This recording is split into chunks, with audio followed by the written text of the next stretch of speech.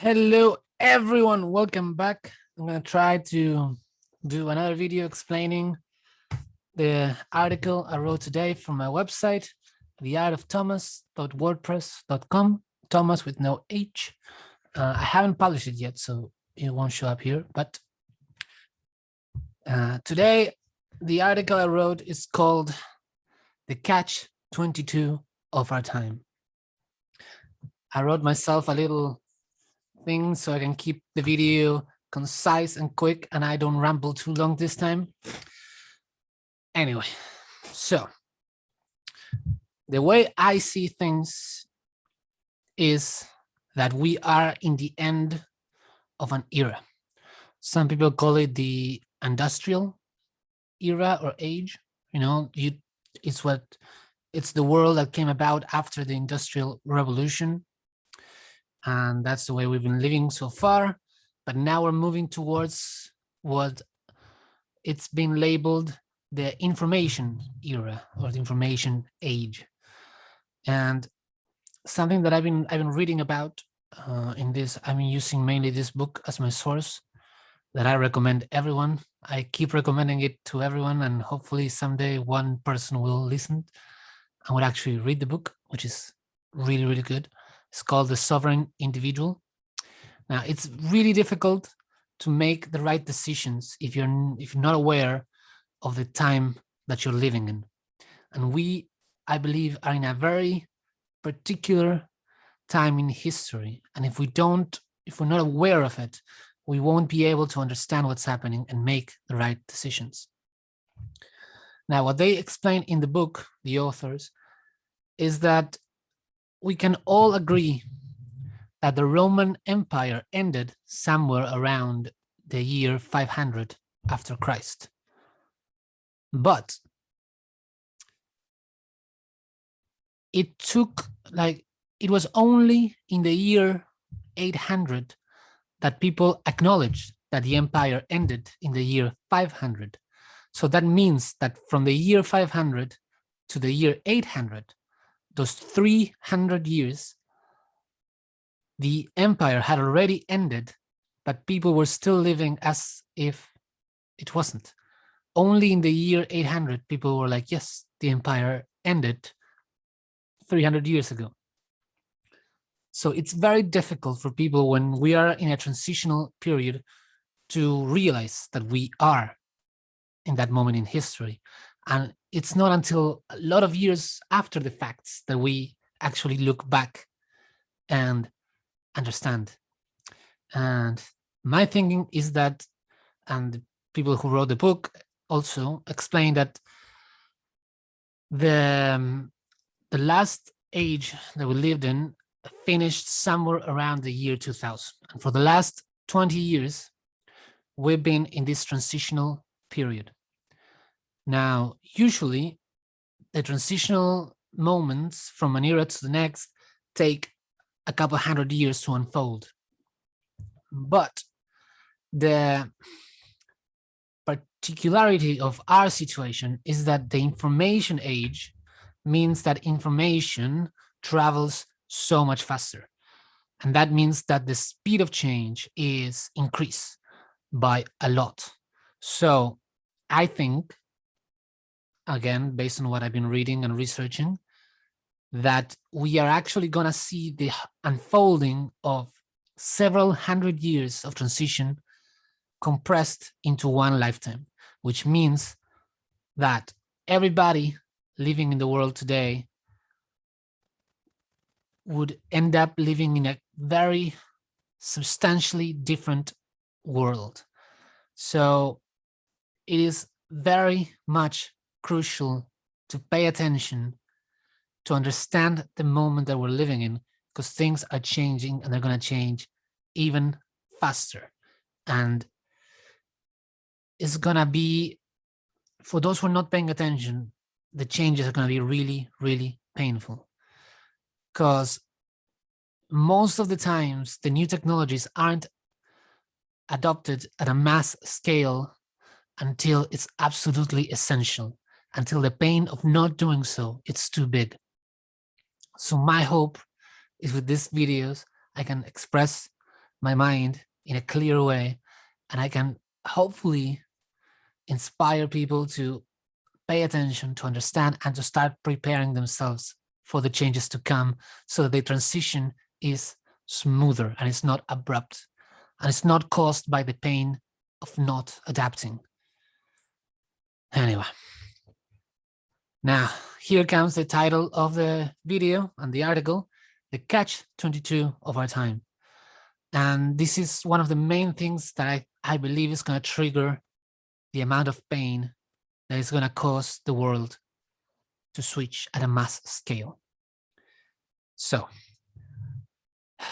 let's go back a little bit in time and history. Our economic system is very fragile right now, especially with the whole COVID situation and the lockdowns and all that. So the amount of, how can I start? Let's say our currency, mostly let's talk about the dollar, used to be pegged to gold, which meant that $1, you could go to the bank and you can exchange it for a piece of gold. Now, in the 70s, that stopped being the case. The dollar got separated from the gold, and that allowed the government to be able to print money without having to have anything to back it. And that gave them a lot of power when faced with economical hardship. Because if you're faced with, like if you need money and you can just print it out, that seems like it solves the problem. Now, the thing is that you're not solving the problem, because printing money creates its own problems, which is mainly inflation. The more of something that you have, the less valuable it becomes. So the more you print money, the less each individual dollar bill is worth. So we have come, after lots of years of living in this system, that we have globally accumulated so much debt that we cannot repay it. And the only way to pay the debt is to print obscene amount of money, so that the debt itself gets devaluated, right? Say I owe you $100. Now I can print $1,000 and give you 100, and the debt is cleared, and I still have all this money left. Now the problem is that in doing so, I have diminished the purchasing power of my remaining money. So that is why it's so hard for people to understand inflation, because inflation doesn't mean you're gonna lose your money. Like if I have $1,000 in the bank, inflation is not gonna take that $1,000. I'll still have that $1,000. The problem is the stuff that I can buy with that $1,000 is gonna go down a lot. You know, on my last video, I talked an example. When I was a kid, I used to go to the shops in Argentina, and with $1, with 1 peso, which was equal to $1 at the time, I could buy, you could buy 20 sweets. And now if you go with 1 peso, you can't even buy 1 sweet. You can't. Like 1 peso right now is worthless because of inflation. And that's going to happen at a mass scale, which means that when you print out more money, the cost of living rises because everything gets more expensive. Now, at the same time, and this is why it's so confusing and difficult for people to understand it, is that your wages, what you're going to be paid, is going to increase. So you're going to be happy. You're going to be like, I used to make $1,000. Now I make 1,100. I'm doing better. But what you don't understand is that everything else is getting more expensive faster than what your wage is increasing. So you have more money, but your purchasing power, which is the important part, is going down every year. Usually in a good year, it would be around 2%. Now official sources that say it's above 5%. Most people believe, if you look objectively at the facts, that it's over 10%. So this has a lot of consequences. First of all, your wage is not increasing 10% every year. So that means that your purchasing power is going down every year, down, down, down, down. At the same time, everything's going higher, high, high, high. So the people who have enough to live will find it harder and harder to keep on, to catch up. Whereas the people who already are well off will have more expendable money. They're going to have more free money. And because they will notice their purchasing power going down, they won't want to hold their currency. So they're going to invest it in real estate, in stocks, in bonds, in all of these things that are going to go up in price because most people are putting their extra money there, which means, literally means what I call the reverse Robin Hood effect. When you print money, you take purchasing power from the people that have the least and you give it to the people that have the most. Now, this has been happening steadily since we detached ourselves from the gold standard. So far, it has not been the problem that it will be soon, because now we reach the stage where the debt is too high, so we can't stop printing. We can't. If we stop printing now, the entire economy collapses because we cannot repay our debts. But we also reached the stage where the divide between the people that don't have enough and the people that have too much, it's as big as it can be withstand. So if we continue to print money, we will cross, there is a particular number, and I don't have it in my head right now, but you can look it up, that once the normal people, working class people, reach a certain stage where they can't afford a normal life, that creates social upheaval and in most cases ends up with some sort of revolution or major social crisis. So that is the catch-22 that we're living in. We can't stop printing money because the entire thing will collapse, but if we continue, we will make some sort of social massive unrest. And I don't know how to escape this. And this is what keeps me really worried. And that's why I want to talk to people about this, because I don't know how we're gonna get out of this. For me, the best answer I can come up with is Bitcoin. Now, why is that? It's because Bitcoin is what it's called hard money. Now, before Bitcoin, the hardest money human found through its entire history was gold. This is because gold, you cannot make more gold. Like you can if you go and you mine it, but it costs a lot of resources and you cannot make a limited amount of it, whereas you can with paper money. And also paper money costs nothing to produce. So it's a real problem. It's a real problem. And we need to go back to some sort of standard like gold. But I believe Bitcoin is in several aspects even better than gold. For example, we don't know how much gold there is in the mines. So inflation could have a spike or a drop that we cannot anticipate. Whereas with Bitcoin, we know mathematically when the new Bitcoins will come into circulation, how many Bitcoins there will ever be, ever. And nobody can control Bitcoin. It works in a decentralized way and it cannot be stopped. It's censorship proof. You can keep it in your pocket, which with gold, if you have too much, you can't. You can divide it very easily. With gold, again, it's very hard.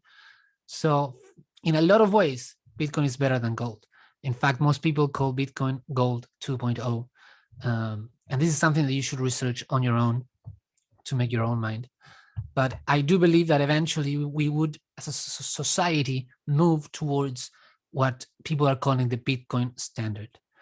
I think that's going to be great. And I think all this moment that we're in, all these troubles will eventually lead to that which is good. So at the end, there's the light at the end of the tunnel, which is we're going in the right direction.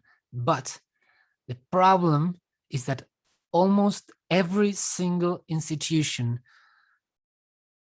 will collapse in the transition from here to there. And that is what is worrying me, is the moment that we're in now, which we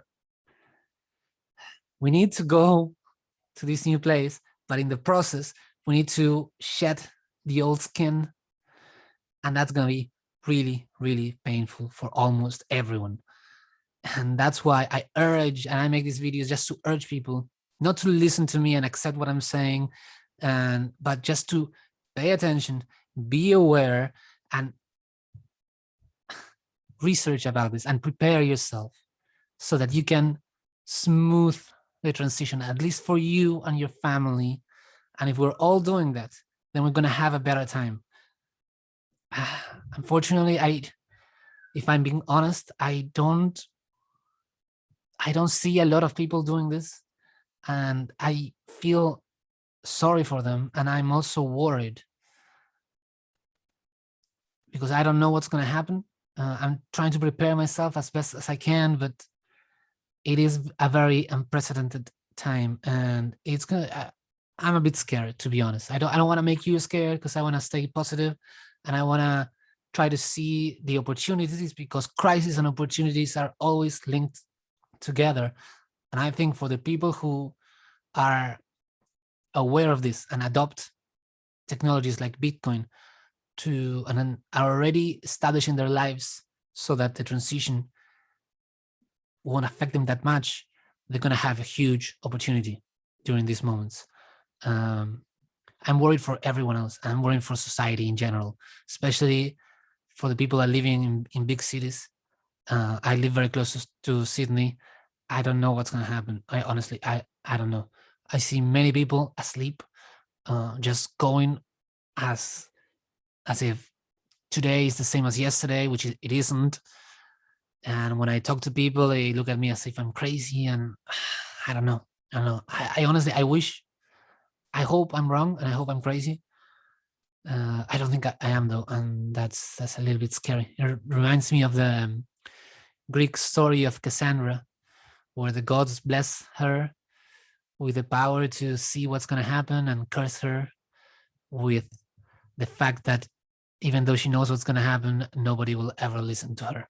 And she just has to watch how everything collapses around her. And it's a tragedy. Almost every Greek story is a tragedy. I don't know. We'll see. Just for now, I just wanted to explain my thoughts. The catch-22, I think, is something we need to think about, because I don't see a way out. At the level of society, I do think at the level of the individual, there are things we can do. If you haven't started researching Bitcoin, you definitely should. And don't be careful of all the other crypto stuff, like all the other coins. There are interesting things around. I'm not going to say there aren't, but Bitcoin is very different than all the other cryptos, and you have to keep that in mind. And for what I'm saying, I'm talking specifically about Bitcoin and not the other ones. But anyway, it's a long video. I know. I'm trying to make them shorter. I'm trying to make them a little script so I don't ramble on too much. But anyway, I'm not professional at this. I'm doing my best with the stuff I have, and hopefully with time I can do better. Anyway, thank you for watching, and I'll see you again hopefully soon. Enjoy, have fun, and pay attention. If anything, pay attention.